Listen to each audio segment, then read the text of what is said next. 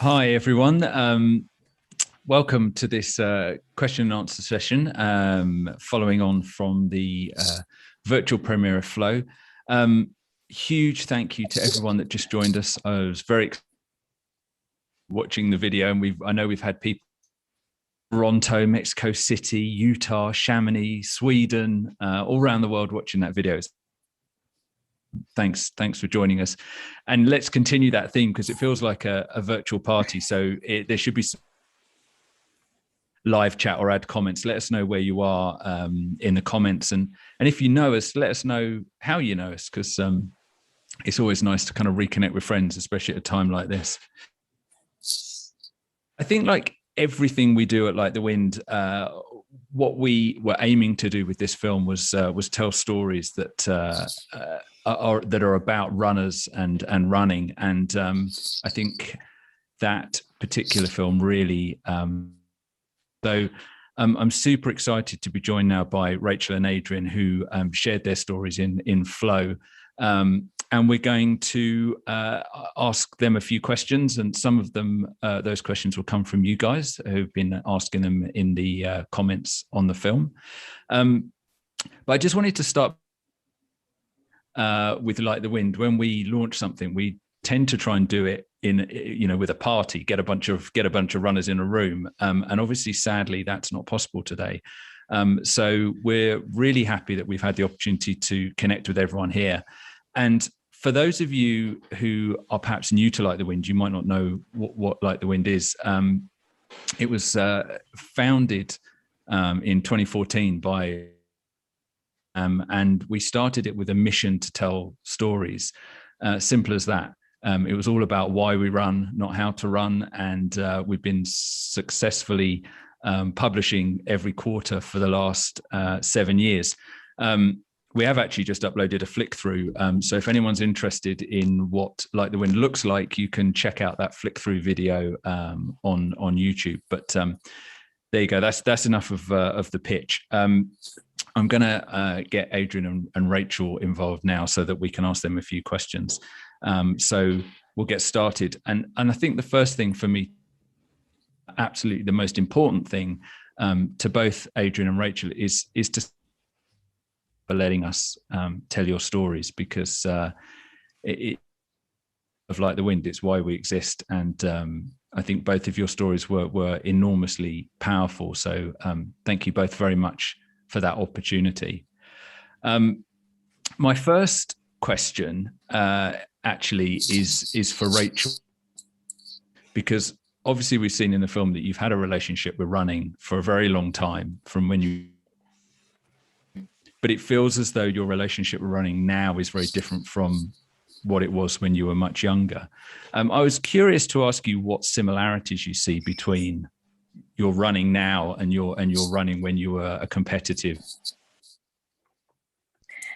Yeah. Hi, Simon, and everyone watching. Thanks for having me. I'm actually still at work. I'm not sure if you can see the studio behind me. So I'm joining you straight after a long work day. But I love the film. So thank you for making Adrienne and myself look so great in it and telling our story so well. But in answer to your question, similarities from back in the day when I was competing to how I am as an athlete now, there are not as many as maybe I thought, but I guess similarities are the fact that it gives my life structure.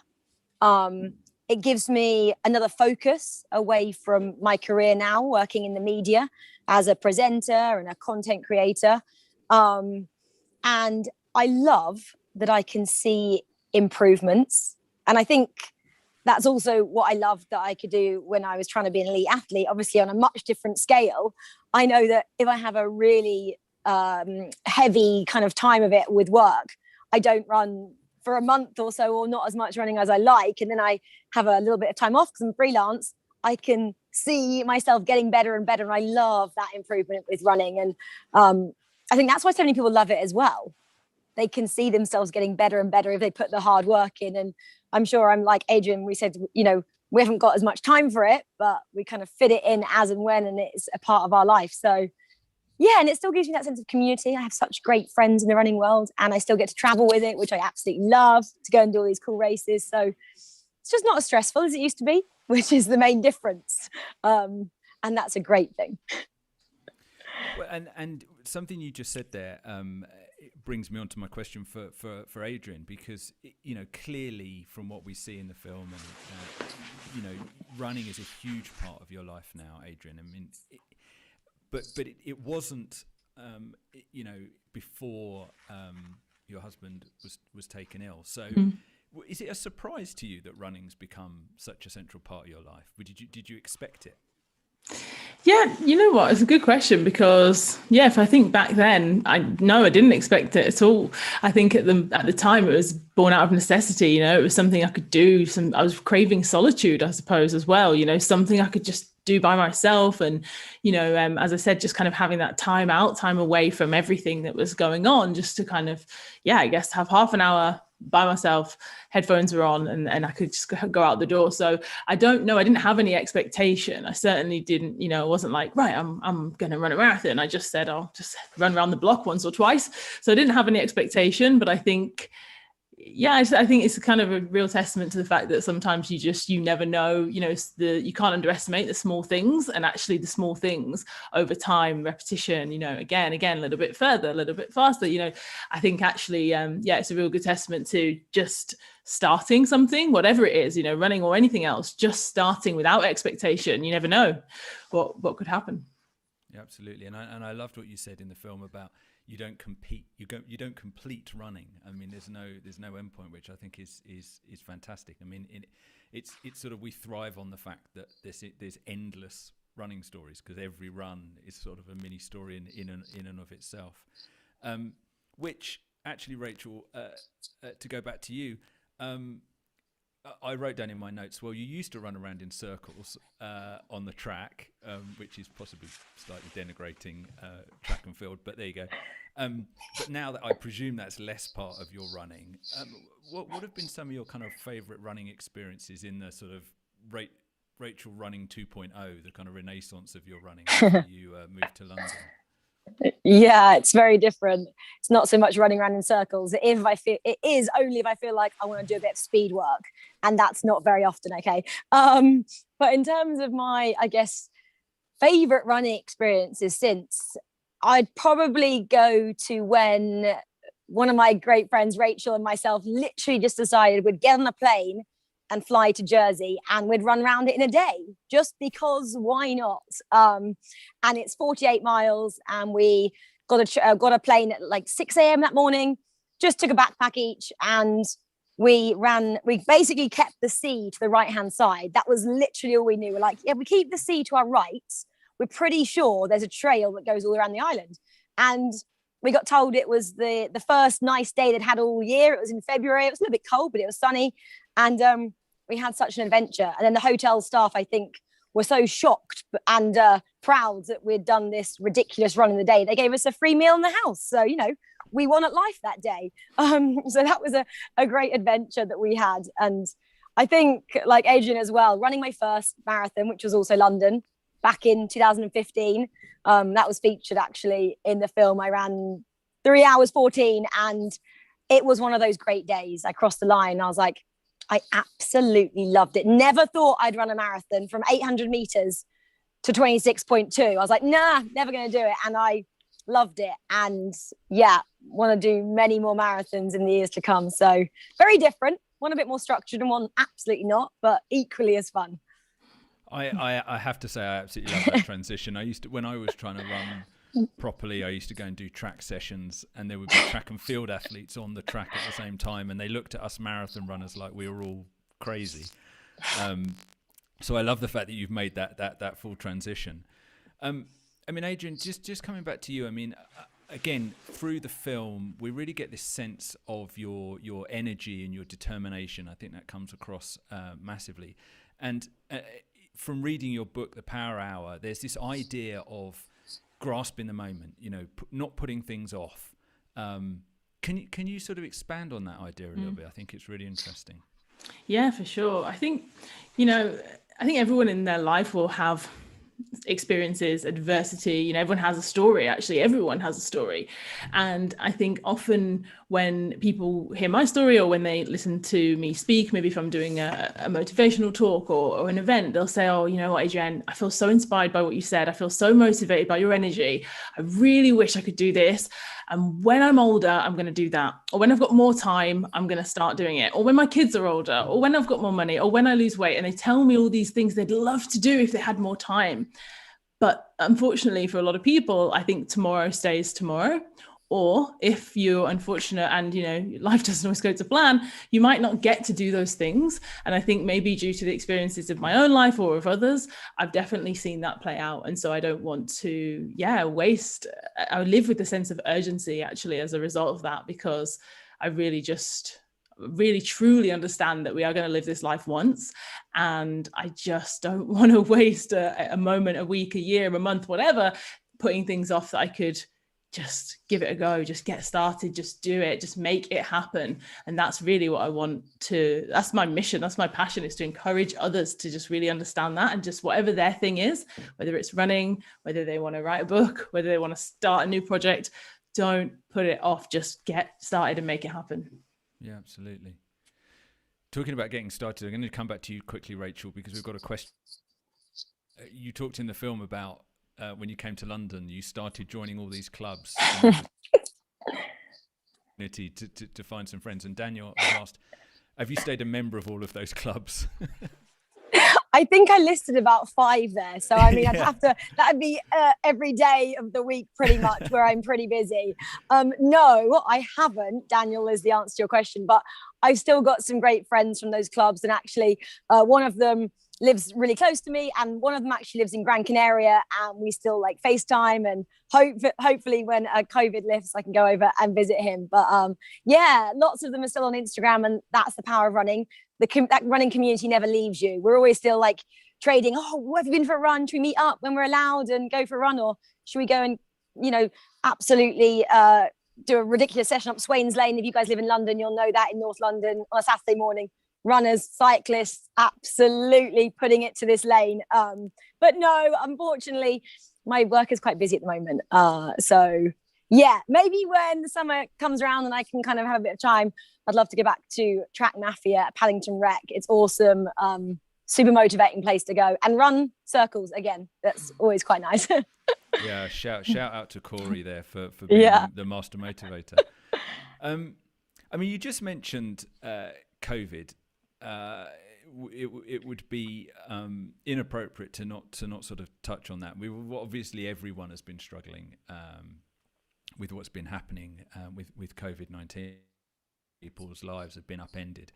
You both talk about experiences that you've had in your lives that really flipped everything on its head. And I just wanted to ask both of you whether there's lessons, or what lessons you learned from your personal experiences that perhaps could relate to COVID and the personal challenges that people are kind of facing now, things that you figured out that other people could benefit from. And we will so start with me. Yeah, sorry, I couldn't hear you for a second. Yeah, it's a good question. Actually, I'm thinking about it, and you know what, I think if I'm really, really honest, in the moment when something is difficult, or more than difficult, when something is just awful, you're not looking, and for me anyway, even though I'm Mrs. Optimist, Mrs. Positive Pants, in that moment, I'm not looking and going, you know what's the silver lining of this disaster? Let's look on the bright side. I think when you're in something, I think it's okay to just be in it and go, you know what, this is shit. I wouldn't choose this. I don't want this. You can feel whatever you feel: annoyed, frustrated, disappointment, heartbreak. Like, those are real. And I think not just looking forward and going, okay, what's next, but just actually thinking, how do I feel right now? And how is this impacting me at the moment? Later on, I think, when it sounds very cliche, the whole thing of time and letting part the passage of time and time healing, but it really does. So I think just allowing for that time, and then when you look back in retrospect, I think that's when you're sometimes able to really see the lessons, or see the growth, or to understand, okay, actually I really developed something in that time. But when you're experiencing it, I think it's for me anyway, that was my experience, was to just be like, this this is shit. But afterwards, reflecting and going, okay, it was difficult. It was challenging. You don't have to apologize for that. You don't have to, downplay it. It can be what it is. That's certainly been the case for me anyway. Yeah, absolutely. Rachel, what were your thoughts on that? Quite similar, actually. I'm someone that, likes to be, always upbeat and looking the positive side of everything, or finding something positive in a negative situation. But I'm someone who, if I'm feeling down, I'll have a moment, but that's kind of all it is. I know if my mum was listening, she would agree. I would probably feel a little bit sorry for myself for about half an hour. Then I kind of go, no, like, this is being silly. Again, I'm very good at looking into myself and how I feel and addressing that. And then I kind of like to actually look back at a Disney movie. One of my favorites, me and my brother used to watch, Finding Nemo. Obviously, just keep swimming, that classic line from that, just keep swimming, kind of, you'll get there in the end. And I kind of always liken that to my life, just keep going. And if in running, I've said the mantra quite a few times in marathons, just keep running, just keep running, just keep going. And, it will pass. That whatever that negativity that you're feeling, or that moment, or that hardship, it does pass.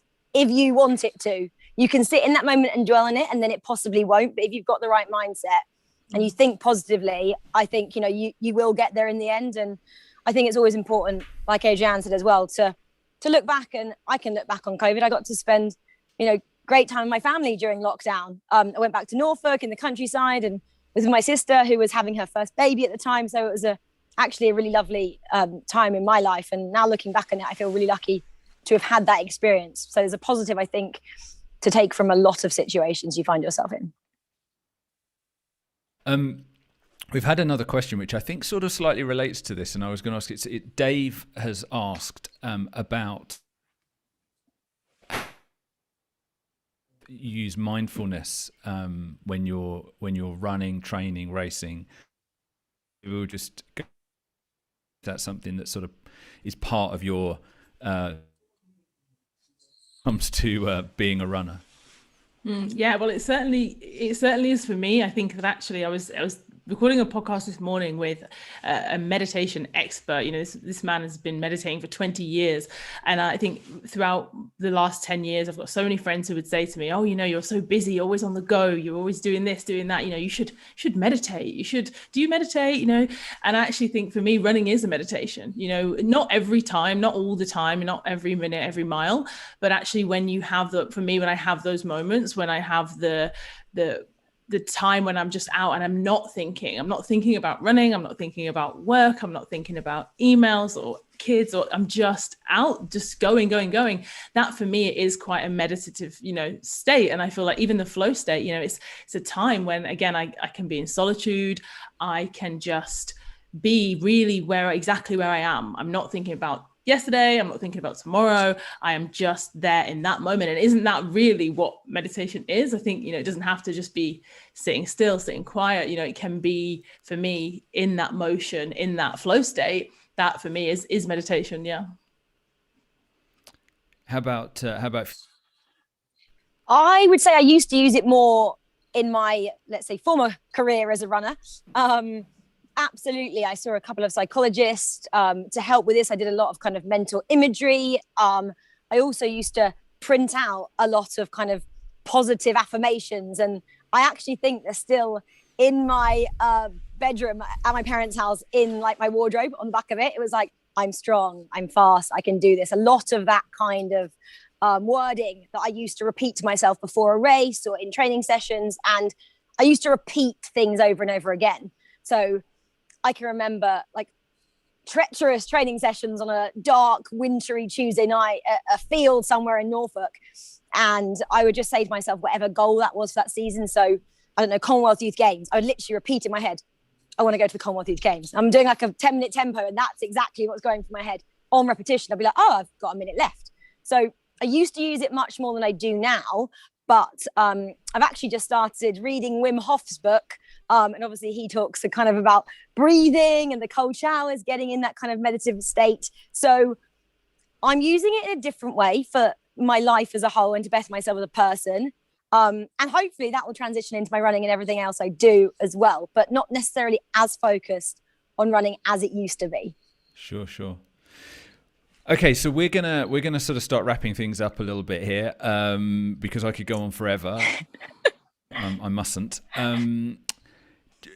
Rachel, you just said then about the fact that you're going to be taking daily ice baths, and you'll see how that plays a part in your running for the future. So my last question, really, for both of you guys is, what are your hopes and aspirations for your running going forward? Because obviously, you positivity, both of you. I mean, film moment. So what are your plans going forward, Rachel? And then we'll come back to Adrienne. I'll say actually, Simon, as well, I'm on day 11 of ice baths. I did the first week of 30 seconds, and now I'm up to the 4 days of a minute. So I'm still at the kind of deep breathing panic stage in the mornings after my nice hot shower, then the cold. But actually my body does feel hot when I get out of the shower, no longer freezing cold. Anyway, yeah, it's a great book. I'm loving it. My ambitions, I'd love to run sub 3 hours for the marathon. My PB today is 3 hours and 15 seconds in London. And I actually had a moment on the finish line. I kind of cried because I was 15 seconds, in my opinion, slightly too slow. A friend of mine told me on the line, he was like, you didn't quite make it. I said, have to do it again then, and haven't quite managed that yet. And I would love to do some more ultras. I really want to get out into the mountains when we're allowed, and having a running adventure. Like, that's what I want to do, running adventures, and make some more friends along the way, because for me that's what running is about now. Fantastic. And what about you, Adrienne? Running ambitions? Well, firstly, Rachel, very impressed with the Wim Hof in the cold showers. I'm also a big fan of Wim Hof method and all of the benefits of breathwork, cold therapy. Big fan. So keep it up, because it's great. So I guess I've got two goals, for the future for myself as a runner. One is similar to Rachel. I want to have adventures. I think given the last year, 18 months that we've all had, and having to run the same couple of routes by my house, I'm definitely looking for some new running adventures. I want to travel. I want to go somewhere and run some beautiful places and meet new people, and just, have some running adventures. And then I say the second goal for the future for my running really is to encourage more young people and young girls, young women into running. So I mentor some young people through a Hackney-based charity called the Outrunners, and they've recently started their youth run for 13 to 18-year-olds. So I'm really hoping to get involved as much as I can to encourage them, to get them to bring their friends. I think I didn't have running in my life at that age, and I think there's a lot more role models in sport for men than there are for women and for young girls. So that's my two goals. My personal goal is to have adventures, and then I guess the goal further than that is to encourage others and actually go out and be like, come on, and see them and take them on that journey as well. Brilliant. Well, I think if of how time and inspiring both of you are, then you are going to absolutely smash all of your targets, even if that does involve spending a lot of time in cold water. I am just left with enough time to say a huge thank you joined us today for this premiere of Flow. It was an absolute pleasure working with both of you guys on the production of the film. I want to say a massive thank you to for allowing us to tell their stories, for being so candid.